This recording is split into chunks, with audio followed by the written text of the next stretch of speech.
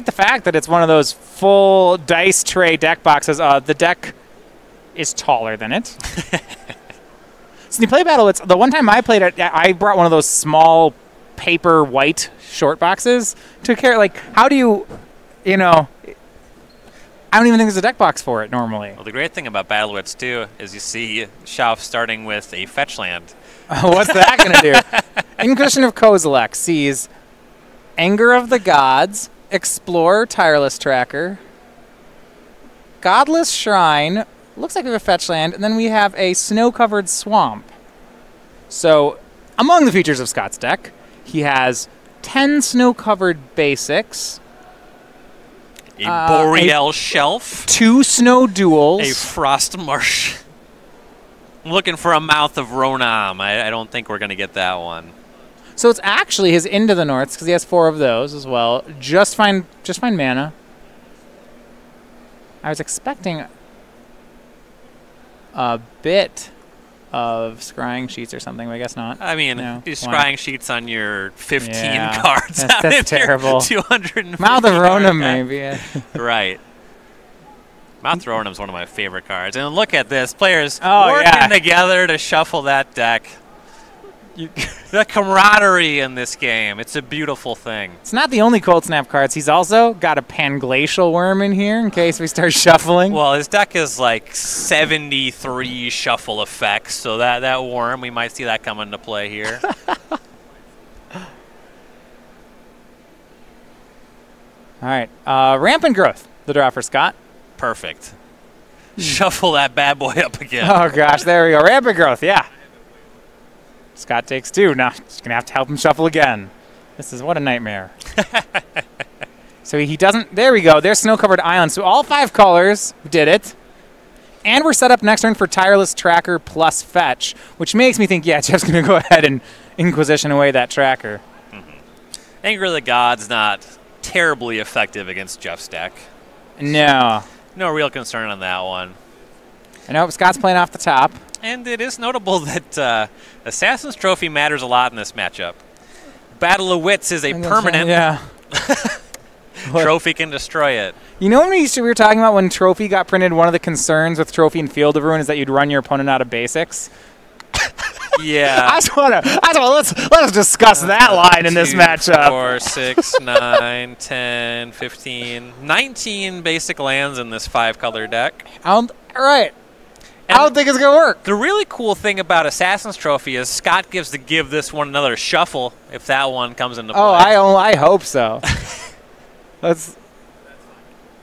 hope we shuffle this every turn. Taking draw steps has to be pretty exciting with this deck. There's so many things you can draw. There's a Snapcaster Mage. That could be another Rampant Growth. I would just I mean, why wouldn't it? What are you waiting for it to be? Here's Snapcaster and flashing back there. Rampant Growth. I know he's going for Explore. I like this. Don't have to shuffle when you do that one. Nice. But there's the fetch land, so forget about that value. Snapcaster Mage is a 4 of in the deck. Actually, this deck's mostly 4s. Yeah, it's 4s, and then it does have a big Bring to Light package. Right. 3 Bring to Light, 3 Wargate, 4 Glittering Wish, and then his sideboard is 15 gold cards. Actual 15. Yeah, the Glittering Wishes let you get the 4th Bring to Light or the 4th Wargate. As well as a bunch of other nonsense. Scavenging Ooze for Jeff. Leaves up a green mana.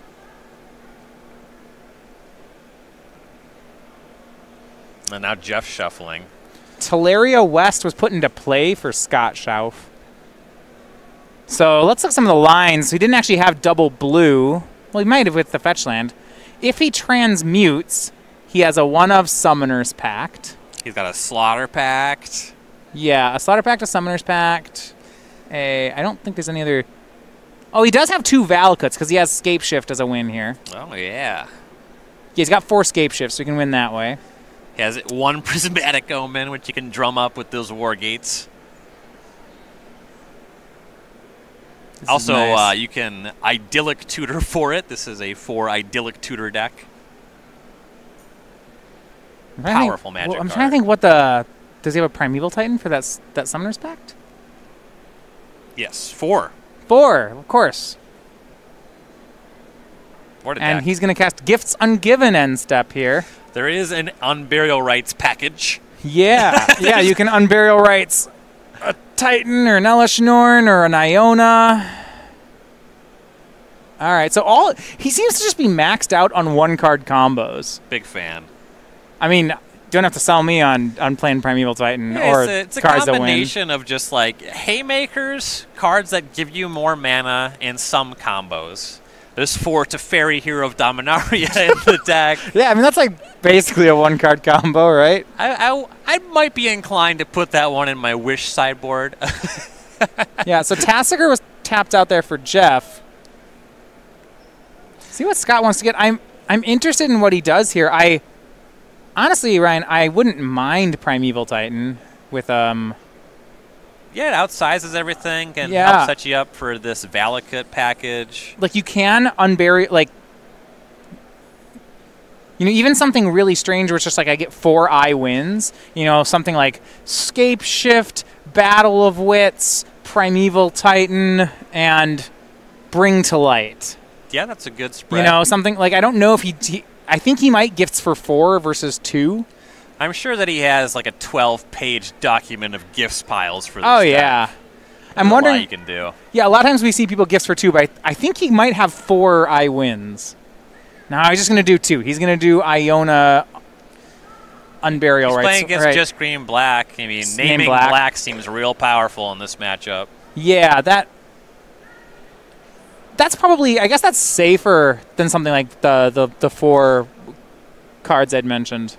Don't have to go to the trouble of resolving Escape Shift or a Primeval Titan trigger. Or I was thinking Battle of Wits. I was thinking Scape Shift, Battle of Wits, Bring to Light, and I guess I didn't have the 4th because all those, like if you play Battle of Wits, then Assassin's Trophy beats you. Yep. The other 2 are safe, right? You'd have to bin the Bring to Light and the Scape Shift because Jeff's at 18. Yeah, you really just need a 3rd, whereas the Primeval Titan is good, but it's not a win on its own. Right. Some conversation about shuffling. I'm sure that Scott's going to get a lot of that this weekend. So one thing I was wondering about when we were talking about Talaria West, and I just pieced it together, frequently when you have a T-West package, Engineered Explosives is there. Scott can't do that. He has a Madcap Experiment Platinum Empyrean strategy. Right. And he can't afford to take 70 damage if he flips over Engineered Explosives instead of Empyrean. Right. Those are his only artifacts. Yep. Yeah, that does change what you can Talaria West for. He has a Bazooka Bog. He does have 1 Simic Growth Chamber for his Talaria West in case he wants to get with Primeval Titan. Ooh. I want to play this deck. There's so many lines. Yeah, I'd consider queuing this up on Magic Online, but I even On watching, lines, yeah, this is horrible. Just watching him shuffle this is a lot. I'm going to see if Scott has a paper bag, because that really is the best solution I think anyone's ever thought of. It's really the only practical solution. Right. And then when you draw it, you can say things like, what's in the bag? You could get one of those bingo tumblers, just rattle that up and pull a card out. Doesn't really matter if your opponent sees the cards, right? All right, here is Unburial Rites on Iona. I'm assuming this is going to name black. And land 7 here for Scott. Back over to Jeff. He's got a land. Yeah. Tireless Tracker. Okay. How does he get out of this? Can he get out of this? Can he deal with the 7/7? Well, having a green mana up with that Scavenging Ooze would have been ideal. Right. Missed that window. For green spells he can cast, there's more Tarmogoyfs, more Tireless Trackers, more Scavenging Oozes. Well, Jeff has a large enough board here, actually, that Scott can't attack with Iona just yet. That's true. So theoretically, Jeff can just go wide enough if he draws a bunch of green creatures. The Tireless Tracker will help with that effort. Yeah. He'll attack, though. Iona hits in for 7. Jeff down to 11. Maybe Scott's drawn something. Fatal Push. He's been hanging on to that Anger of the Gods for a while. Yeah, I almost I wanted to see him anger there, actually, Ryan. Get rid of that tracker while he can. Didn't seem bad to me. Yeah, he'd hit the tracker and the ooze. Be kind of a big deal. Fatal push on Jeff's side in his hand. That has a target. He's going to Field of Ruin, the Stomping Ground. Oh, yes. More shuffling. Over in Legacy, Scott's teammate Joseph Eckert gets our first game win with Golgari Depths.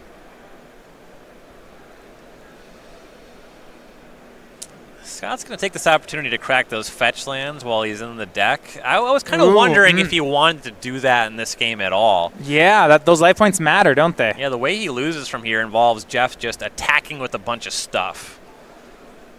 He's had that treetop village hanging out in the mana base. It has a fairly wide battlefield as well.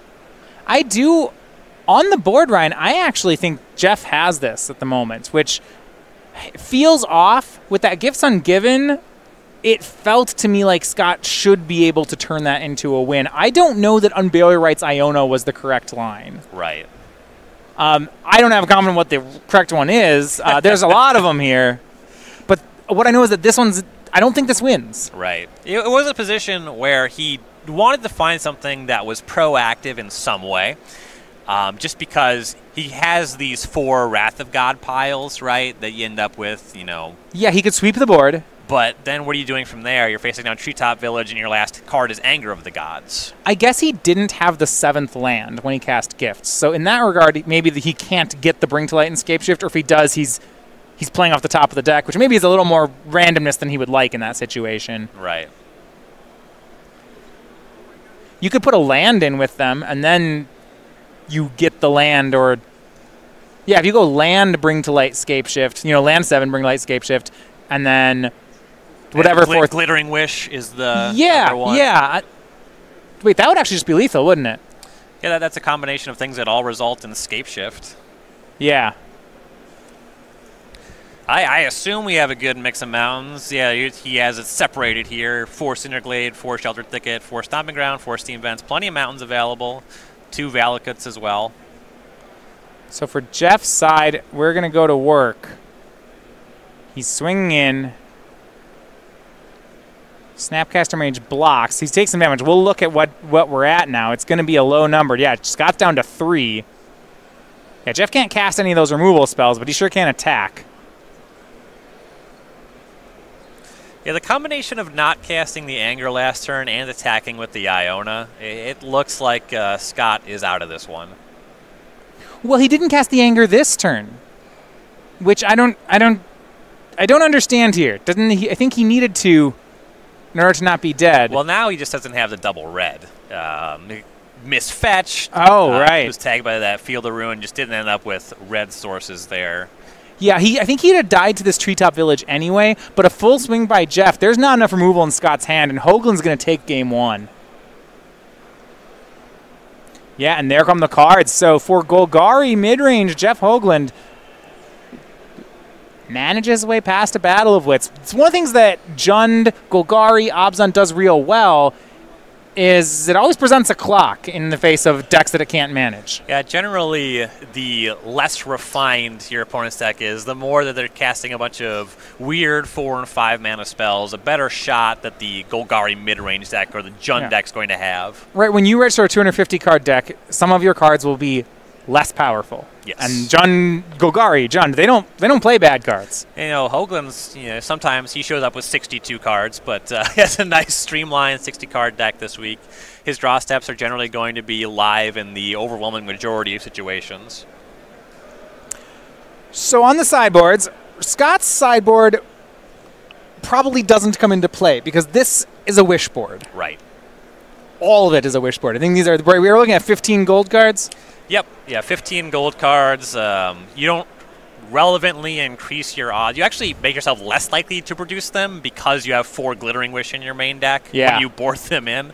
So he's kind of resigned himself to leaving in these 4 Fatal Push, but your odds of drawing them are pretty low, so whatever. I think this is a totally reasonable approach. I mean, in theory, there's probably some cards in his main deck that are just terrible, and maybe he could board some out. Does it matter? The probabilities we're changing here are really small. Right. I'm sure he has a better idea. He has like a main deck Stony Silence, a main deck Rest in Peace. All right. He has stuff that he would like to board out in some capacity. So Guilds of Ravnica is now live, which means if you want to get some of these cards this weekend, you can order Guilds of Ravnica. It's available on the store at StarCityGames.com for order today. We have singles and foils available as well. You can check out our inventory with cases, bundles, all sorts of things. StarCityGames.com/GRN. Guilds of Ravnica. Been playing a good amount of Guilds of Ravnica sealed deck after really not playing limited for a while. Love this set. So Jeff's side, he's playing a mid-range deck. So we're just going to look to replace. It looks like a matchup where we're going to look to replace some removal spells. Yes. Yeah, this is going to be about a lot of non-creature things. So for Jeff, he has 2 Duress, 2 Languish, 2 Damping Spheres, 2 Surgical Extraction, 2 Nihil Spellbomb. I don't want to search that. I don't want to surgical extraction. He's got like 10 ways. I got your battle. That's how are you going to win now? Right. 2 Nissa Vital Force, a Dismember, a Collective Brutality, and a Maelstrom Pulse. The 2 Duresses are the best finds here. The Maelstrom Pulse is good against enough of the other stuff. Collective Brutality is probably fine. You can expect some sweepers, as he at least saw Anger of the Gods in the first game, and mana that can cast Wrath of God. He saw Gifts Ungiven, so that stuff's all hit. So, Ryan, the first time I ever played Battle of Wits was actually around original Ravnica. So, and I remember I sleeved it up for a local event, went over my F&M, and in the first round, my opponent sat down across me and just looks at me, and I take my deck out, and he says, he's like, "You have got to be kidding me." And on turn 2, he cast Glimpse the Unthinkable on me. And he was just like, we both just started laughing. He just got to get you down to 199. That's it. That's it. He said he believed it was physically impossible for him to win the matchup. I wonder if that might not be true anymore with that new enchantment from Hour of Devastation, I think. It checks the number of cards you were already milled. Anyway. We see Colony Heart Expedition taken by Jeff. That is a 2-for-1, so that makes sense. Other cards, we have Farseek, Into the North, Bring to Light, Night of Autumn. That's a new card out of Guilds of Ravnica. And then some lands. And the lands, I presume, with this Into North, make all the colors. We'll see. If he gets the snow-covered plains, then we're good. Yeah, he has, this 5 set of all the snow-colored basics, more, less of different versions, and then the 2, the Boreal Shelf and the Frost Marsh if he wants non-basics. He actually forgoes white mana to make double blue here. Wonder what double blue card we could be looking for. Maybe there's a good one. Also in the mix for Jace the Mind Sculptor, you may as well just play some good ones. You need to play all the one-card combos. Right. That's a quite powerful one-card combo. Yeah, I cast Jace, and then it combos with the cards in my deck. Right. I get to draw more of them. Yeah. Then I get to shuffle 2 of them away. Jeff makes turn 2 Scavenge Goose. Scott is still shuffling. Game 1 goes to Chris VanMeter. Celestia Tokens taking down Jeskai Control. If not this round, I hope to get a look at that one at some point. That's a very new deck. Yes. Yeah, these are 2 decks that we've seen discussed a little bit on StarCityGames.com. It'd be cool to see them action. I'm sure we'll see a lot of new standard decks this weekend. I love how Scott presents. He puts these cards up deck and just slowly scoots it over toward Hoogland. I am presenting the deck now. I would want like some kind of deck holder or something to set that in. You know, sometimes you bump the second card in your deck. That tower, I would be concerned about the structural integrity. Farseek from Scott. He does have a Noble Hierarch in his hand. Look at the patience. No. Just crack. If you're going to cast hard, just crack the fetch. Don't make Jeff cut and then crack for green, please. Oh, my goodness. The patience from Scott Schauf. I can't let him know that I'm about to go back in the deck. I know he's tapped out on turn 2. Listen, this is how we do it on Magic Online. Oh my gosh. This is how we're doing it in paper. It's okay. If we're not casting the Noble Hierarch, I'm in. This is the correct play. Stop it. It's to say he's tapped out. It doesn't matter.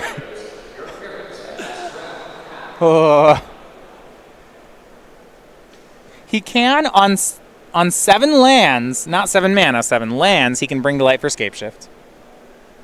Yeah, it looks like he's just not going to cast the Hierarch.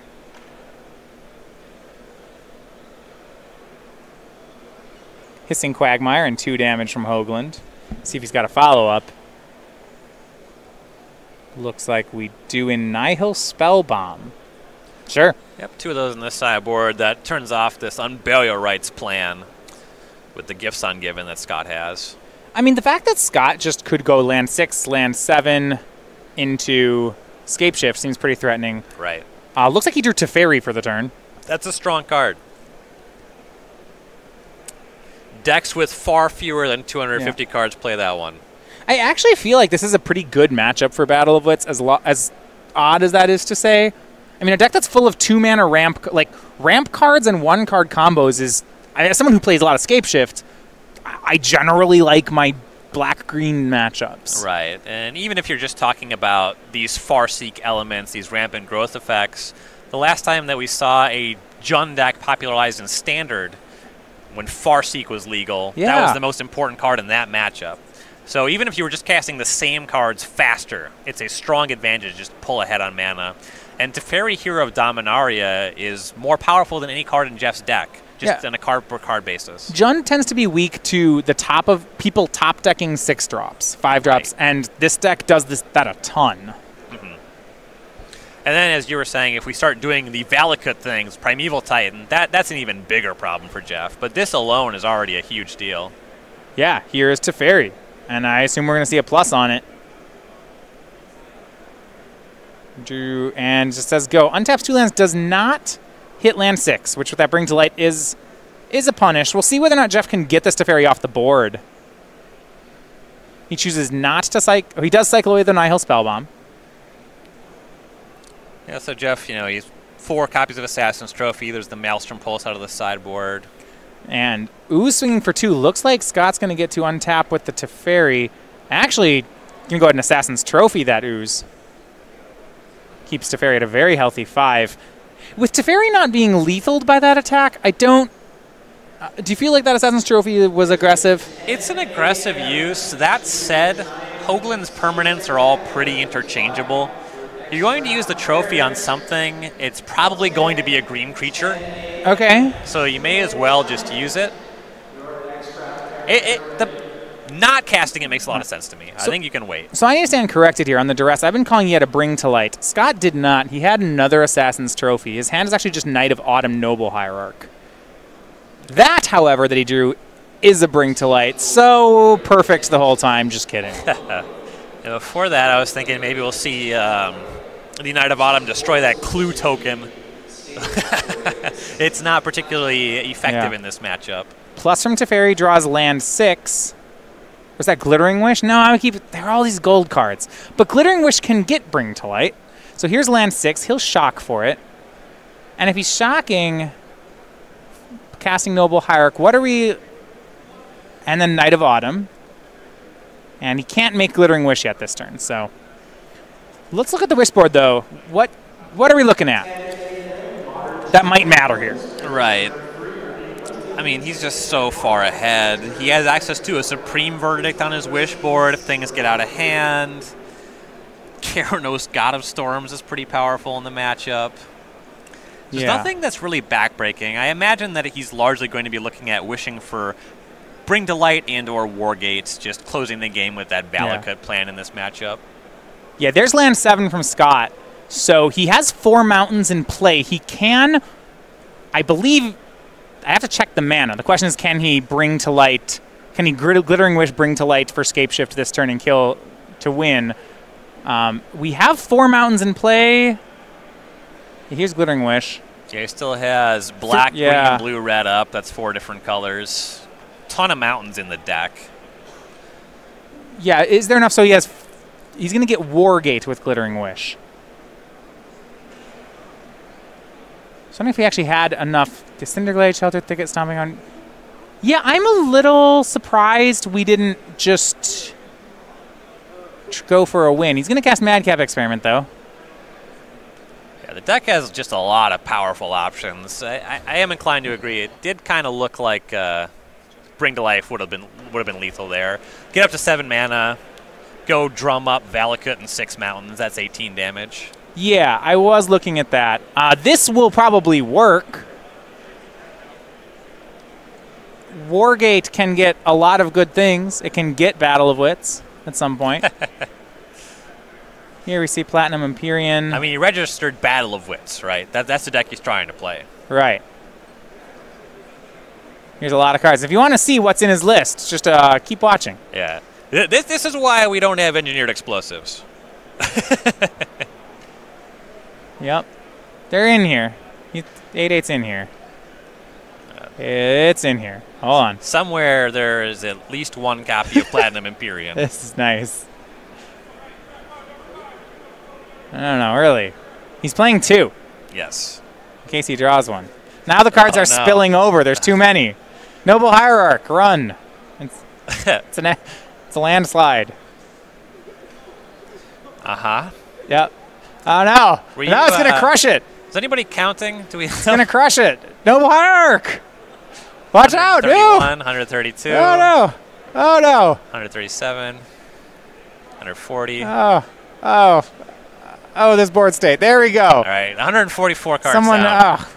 I'm glad someone came in and rescued that 0-1. Oh, no. Oh, gosh. Oh, God. Oh, the tireless trackers, too. Oh, no. Make sure those are facing the same direction. Oh, God. No. Let's get this cleaned up. Judge. They started rotating. Oh, Jeff, don't do it. It's just making it worse.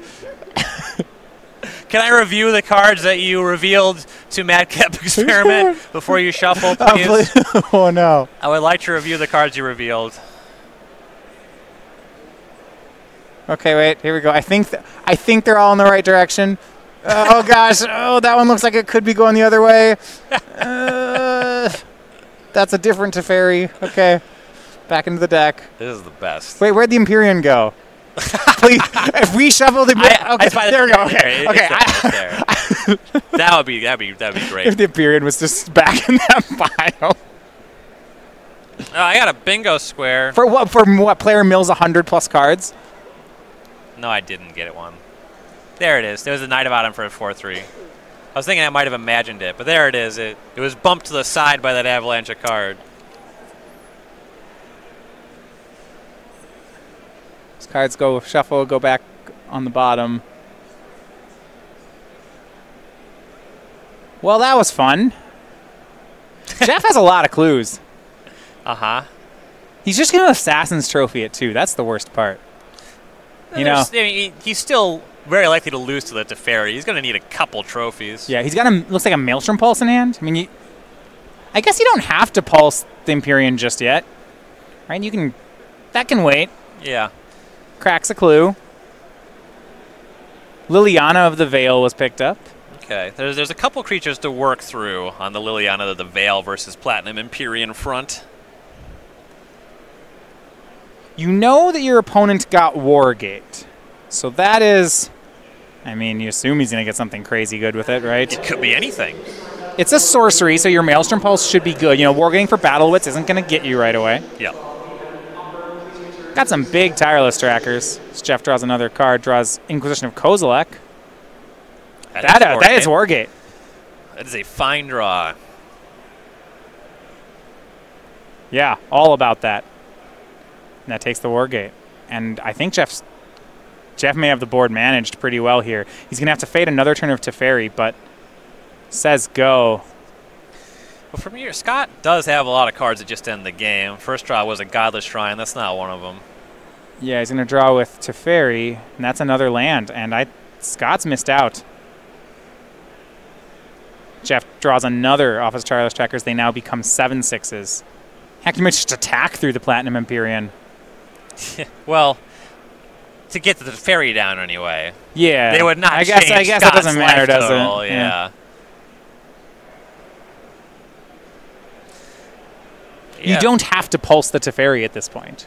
Yes. Well, I guess actually probably. Well, you don't want Scott double chumble. I don't know. Maybe not. He has mana now. He can crack one clue that makes him lethal on the 8 loyalty Teferi. Use the Maelstrom Pulse on the Platinum Empyrean, and then you can Liliana of the Veil, edict one of these blockers away, jam in if you're playing as if Scott has nothing. It would work. We know that Scott has 2 lands in hand. Unclear what Jeff knows about. He doesn't know either of the 2 cards that Scott has. Draws into Nile Spellbomb.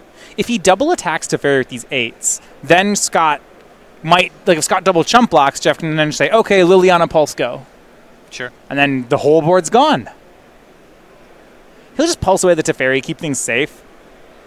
Means that he has to find an answer to the Empyrean. It's not there yet. That's fine. Right. These trackers aren't... He's going to be drawing so many cards per turn. Over time, the Liliana does become an answer to the Empyrean just because Scott has no good attacks. Right. So he can just block with the tireless trackers. Eventually, the Liliana goes down, up, down, and it will catch the Empyrean on its own. The worry is that Jeff is still dying to top deck scape shifts here. So, he can't... He needs to get his attacking going as soon as possible. Right. Which, granted, once he removes these blockers, these trackers are huge. Mm-hmm. And on the previous turn, he did have access to that Pulse Liliana line. Given the 2 unknowns in Scott's hand, I think it makes a lot of sense to play it the way that Jeff did. Yeah. Tracker's up to 10 power. Draws another Liliana. 2 Lilies, Tarmogoyf, 2 lands, and let's get to work. Here's a Liliana. Does 4 more mana left. He'll -2. Noble Hierarch is gone. Don't mind just casting the second Liliana straight away, though.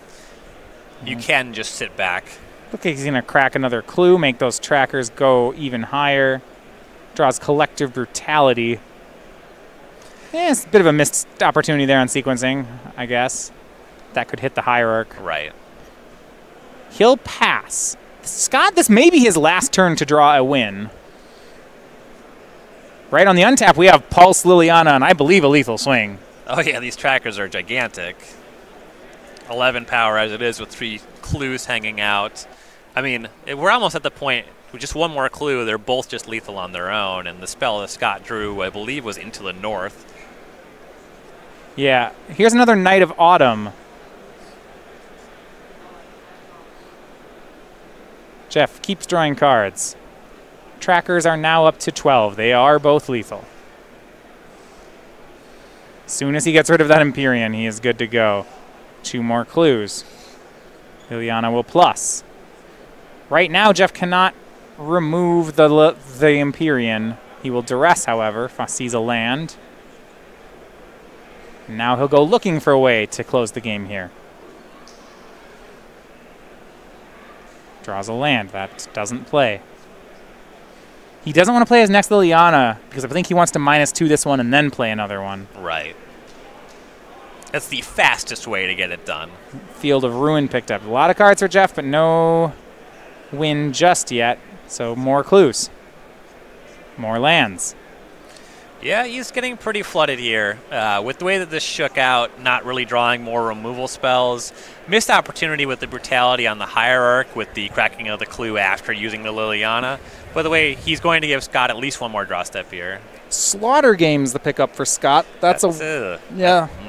It's a 1-of in the deck. Not really a matchup where, well, what can you even name? Tarmogoyf? Well, you might name some hard removal, right?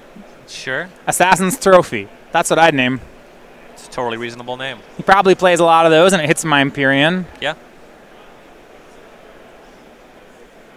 We'll see what Scott named. He named Maelstrom Pulse. Okay. I mean, I would expect lower amounts of that than Assassin's Trophy, but... Yeah, that would be my thought, too. He hasn't been... Has he been trophied yet in the match? He was game 1. Okay, he did see 1. I would certainly expect a heavy volume anyway. Or no, he wasn't even, was he? That was Field of Ruin, the guy from the basic. Yeah. I mean, maybe he hasn't been trophied. I didn't think he had been trophied. Now, Jeff, a lot of lands, a lot of card draw. So he is looking for Assassin's Trophy. I guess at this point, even if Fatal Pushes are in the deck, they're great. I don't know how many of those he'd have. Yeah, I'd try to be off that entirely. Possibly leaves in the 1 Abrupt Decay, though that one's also pretty mopey. Yeah. Just going to Field of Ruin one of Scott's lands. Oh, Scott gets to shuffle. Great. That's good. Crack that fetch. There you go. Yeah, well, I mean, Jeff wants all the landfall triggers. He sees he gets his way up to 6 clues. Has the mana to burn through 4 clues. He's more likely to find what he wants off of a given turn just because he has all these clues, though he's less likely to have the mana to immediately convert into a game win.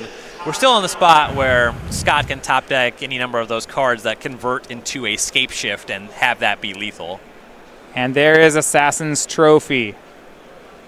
And he says a trophy, Liliana -2, Liliana -2, swing. And Scott says, yeah, that's going to do it. So Jeff Hoogland 2-0 with Golgari midrange is your winner here. And you see immediately Jeff's turning over to the Legacy match where Kent Ketter's on game 3. We're going to look at Standard, however, where Chris VanMeter threatens to close out the game with his Celestia Tokens deck. And this looks like this may be where the round is going to end. VanMeter already in a pretty decent spot. So we see Thorn Lieutenant in play, and it looks like we have Vivian Reed as well on the battlefield. And yeah, Scott will lay down the hand. So VanMeter with a 2-0 win as well seals things up for his team. VanMeter's a winner, Hoogland's a winner. Ketter's a winner too, as he's part of the team. Right. I think that might have been the hardest lineup that they had there, Grixis Control versus Golgari Depths. But hey,